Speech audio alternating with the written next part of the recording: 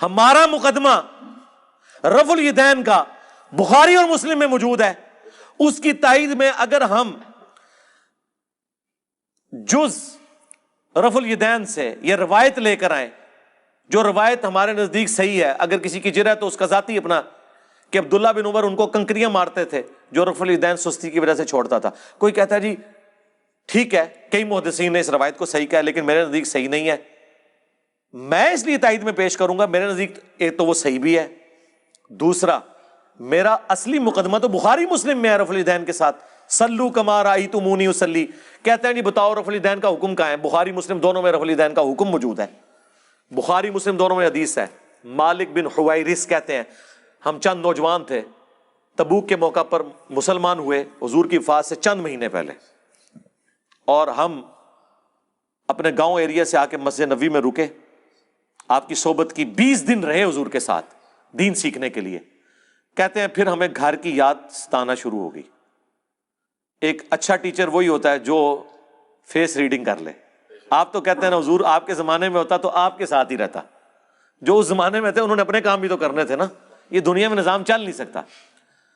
تو وہ مالک بن حویرث کہتے ہیں حضور نے جب ہماری حالت دیکھی نا کہ اب یہ بچے انٹرسٹ لوز کر رہے ہیں، ان کو گھر کی یاد ستا رہی ہے، تو حضور نے خود ہی بلا کے کہا کہ ٹھیک ہے بس جاؤ. یعنی وہ شرم و شرمی خود تو نہیں کہہ رہے حضور اجازت دیں، حضور نے کہا اچھا اب تم جاؤ.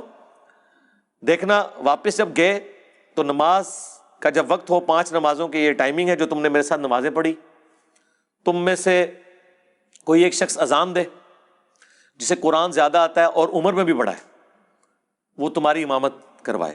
اور ساتھ ہی آپ نے فرمایا صلو کما رأیتمونی اصلی، اور نماز تم نے ویسے پڑھنی ہے جس طرح مجھے نماز پڑھتے ہوئے دیکھا ہے. حکم آ گیا نا، نماز ویسے پڑھو جس طرح مجھے دیکھا.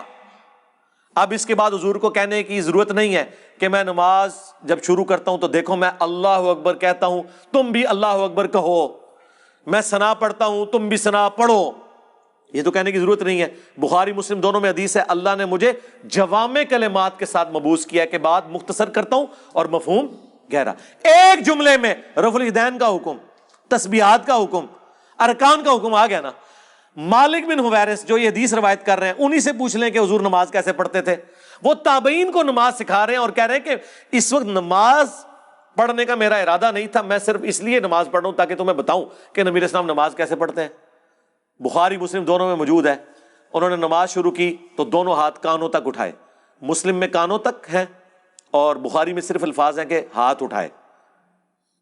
جب رکوع میں جانے لگے تو دونوں ہاتھوں کو بلند کیا کانوں تک، یعنی انگلیوں کے پورے کانوں کی سیدھ میں اور ہتھیلیاں کندھے کی سیدھ میں، اور رکوع سے سر اٹھایا تو ایسا کیا. اور بخاری میں یہاں تک ہے کہ مالک بن حویرث ہر طاق رکعت میں جب تک بیٹھ نہ جائیں دوسری رکعت کے لیے کھڑے نہیں ہوتے تھے، یعنی پہلی اور تیسری رکعت میں بیٹھ کے اٹھتے تھے، یعنی جلسہ استراحت. نبی السلام سے انہوں نے دیکھا.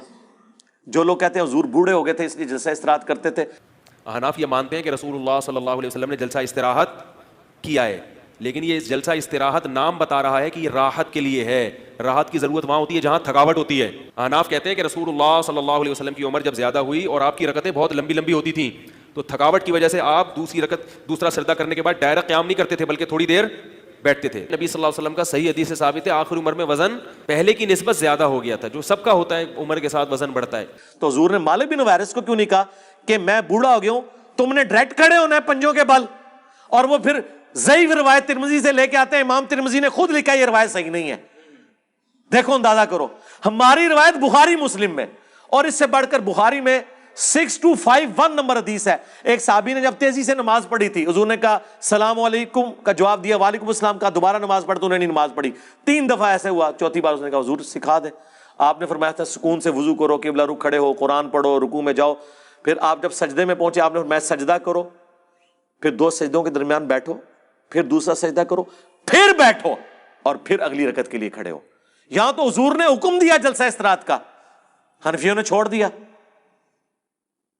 تو ہم تو اصلی روایتیں بخاری مسلم میں جس پہ ساروں کا اتفاق ہے، جسے کوئی ضعیف نہیں کہتا، اس کی تائید میں وہ روایتیں لے کے آتے ہیں جن میں اختلاف ہے. آپ تو سٹارٹ ہی وہیں سے کرتے ہیں کہ جس میں اکثریت ضعیف. 24 محدثین نے ابن مسعود کی حدیث کو ضعیف کہا ہے، 24 ڈبل 12، سوری وہ یہ نہ ہو آپ کہیں وابی کے بھی 24 بنتے ہیں اور گد کے بھی 24 بنتے ہیں، حروف ابجد، ڈبل 12، جن میں احمد بن حنبل جیسے بڑے امام، عبداللہ بن مبارک جو احمد بن حنبل سے بھی بڑے امام ہیں، امام حنیفہ کے اپنے شاگرد، ان کا قول 256 نمبر حدیث کے کانٹیکسٹ میں امام ترمذی نے نقل کیا کہ عبداللہ بن مبارک کیٹاگوریکلی کہتے تھے کہ رفع الیدین کرنے والے کی حدیث ثابت ہے اور نہ کرنے والے کی حدیث ثابت نہیں ہے۔ وہ کراچی کا مفتی کہتا ہے نہیں، انہوں نے سند پہ بحث کی ہے، سرکار سند پہ نہیں، انہوں نے آپ کے پورے رفع الیدین کو فارغ کیا ہے۔